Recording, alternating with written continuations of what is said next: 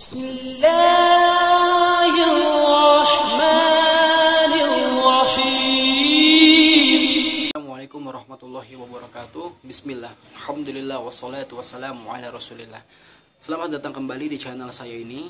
Pertama-tama saya ucapkan terima kasih banyak kepada kalian semua yang telah mengikuti channel ini.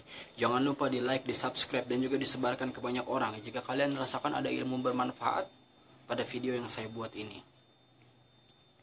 Jika kalian ada pertanyaan yang ingin kalian tanyakan seputar wirausaha, silakan tanyakan pada kolom komentar di bawah. Dan insya Allah saya akan jawab. Tentu dengan kadar ilmu yang saya miliki saja. Jika pertanyaan kalian berkaitan dengan wirausaha tidak dapat saya jawab, maka kalian harus bertanya kepada orang lain yang lebih mengetahui jawabannya. Seperti itu. Ini adalah part kedua dalam konten video yang saya buat di channel ini, masih bertemakan yang sama, yaitu indahnya berbagi ilmu wirausaha. Pada kesempatan kali ini saya akan membahas mengenai sifat-sifat yang harus dimiliki oleh seorang wirausaha. Saya akan jabarkan sifat-sifatnya. Ada beberapa sifat dan satu persatu akan saya jelaskan secara mendetail. Insya Allah saya akan jelaskan secara mendetail dan saya akan rincikan serta saya akan jabarkan kepada kalian semua. Oke, langsung saja disimak tanpa basa-basi lagi dan panjang lebar. Kita saksikan dan simak baik-baik. Semoga bermanfaat. Insya Allah. Yang pertama adalah keberanian. Kenapa sih sifat keberanian ini saya letakkan di utama? Karena memang ini ada sebuah prioritas ya. Dalam sebuah wirausaha. Seseorang yang ingin berwirausaha harus memiliki keberanian yang sangat tinggi. Ini adalah gerbang, dalam kutip gerbang, faktor utama terbuka atau tidak terbukanya sebuah usaha, yaitu terletak pada keberanian. Sebab banyak saya temukan di luar sana di lapangan, seseorang sudah memiliki modal, lantas dia tidak berani membuka sebuah usaha. Karena alasan-alasan tertentu, seperti nanti tidak laku, nanti bagaimana kalau begini, nanti bagaimana kalau begitu, nanti dan sebagainya. Banyak alasan, nanti begini, nanti begitu.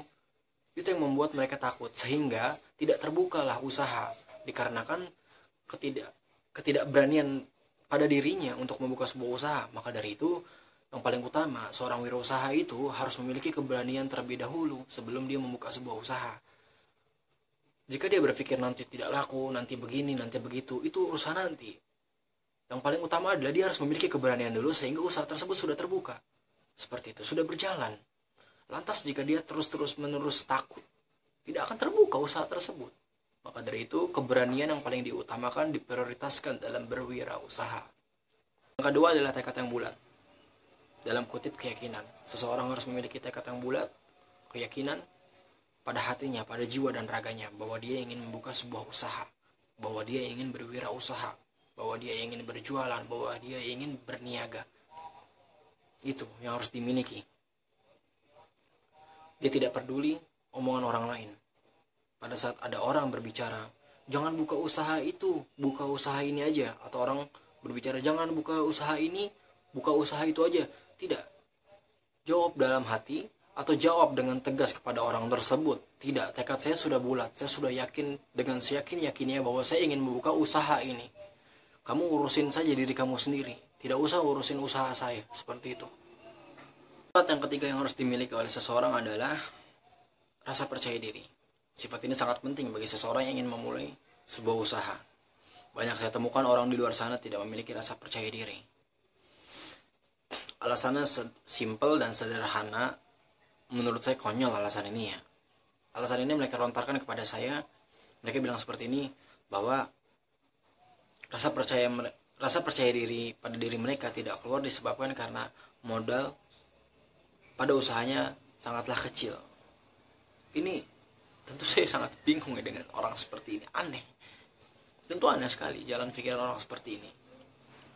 Mungkin wallahu alam, jika saya boleh tebak, mungkin dikarenakan disebabkan orang ini melihat orang lain yang usahanya lebih besar daripada usaha yang dia miliki, dalam kutip modalnya.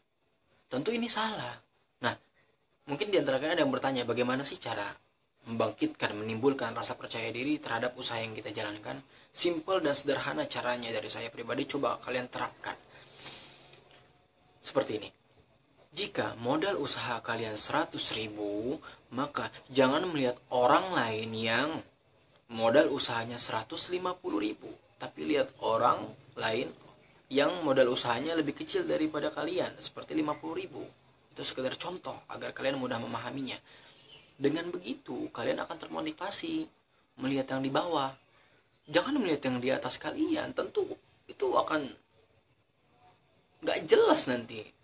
Tidak balance pemikiran kalian, sehingga menyebabkan rasa percaya diri kalian itu tidak ada, tidak timbul, tidak muncul pada diri kalian, seperti itu. Dengarkan baik-baik, saya jelaskan. Berwirausaha itu bukan soal kecilnya modal, sedangnya modal, atau besarnya modal.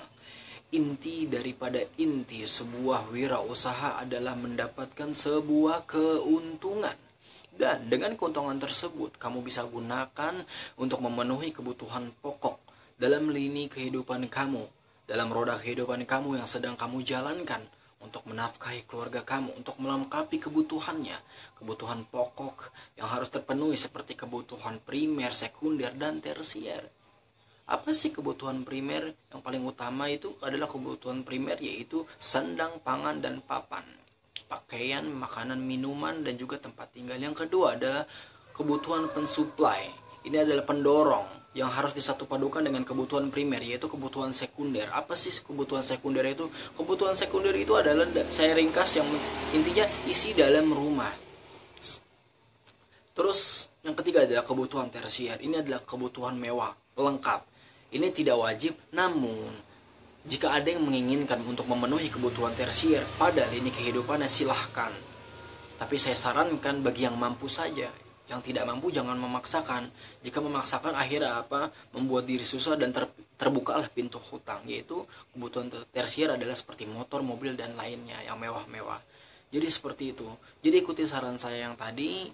Jangan lihat orang yang ada di atas kalian modal usahanya, namun lihat orang yang modalnya di bawah kalian, lebih kecil dari modal kalian. Dengan begitu, diri kalian, jiwa dan raga kalian akan termotivasi untuk menjalankan sebuah usaha, sehingga rasa percaya diri pada diri kalian akan muncul. Oh iya, maaf saya selipkan sedikit ya, sebelum masuk ke sifat yang keempat. Ini berkaitan dengan sifat yang ketiga, yaitu sifat percaya diri tadi yang saya sebutkan. Ingat pesan saya, sekecil apapun modal usaha yang kamu miliki, kamu adalah bosnya. Jadi fokus saja terhadap usaha kamu. Gak usah memikirkan modal usaha kamu yang sangat kecil, tidak usah. Motivasi diri kamu agar rasa percaya diri kamu itu keluar dengan cara yang saya sebutkan tadi. Yaitu, jangan lihat seseorang di luar sana yang memiliki modal usaha yang begitu besar daripada modal usaha kamu. Tapi lihat orang yang modal usahanya di bawah kamu. Seperti itu. Kamu gak usah mikirin usaha orang lain. Kamu pikirin saja usaha kamu, bagaimana caranya supaya usaha kamu itu maju, bergerak, dan stabil. Itu saja yang kamu lakukan, seperti itu ya. Insya Allah kamu jadi termotivasi dengan cara yang saya sebutkan tadi. Dan kamu tenang saja, di video-video selanjutnya saya akan beritahu cara berkembangnya sebuah usaha, meskipun modal itu kecil. Jadi kamu tenang saja. Sifat yang keempat yang harus dimiliki oleh seorang wirausaha adalah kokoh, tahan banting.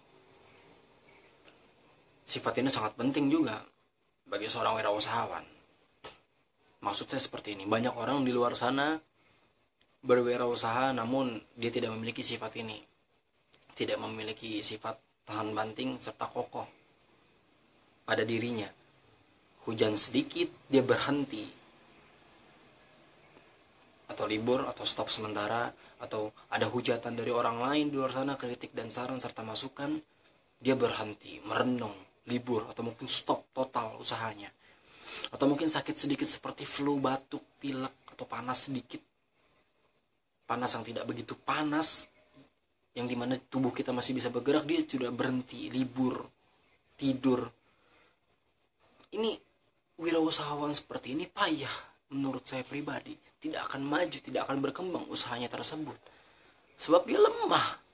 Wirausahawan itu harus sejati. Jadilah wirausahawan yang sejati, yang jika sakit sedikit seperti flu, batuk, hanya pilek, hanya panas sedikit, yang tidak lebih dari 38 derajat Celcius, dia tetap bergerak berwirausaha. Yang tidak, jadilah wirausaha sejati juga yang jika dihujat orang, dihina, diberikan kritik dan masukan serta saran, dia menerimanya. Dia tidak, bukan malah stop dagang, libur dagang, atau mungkin stop selamanya.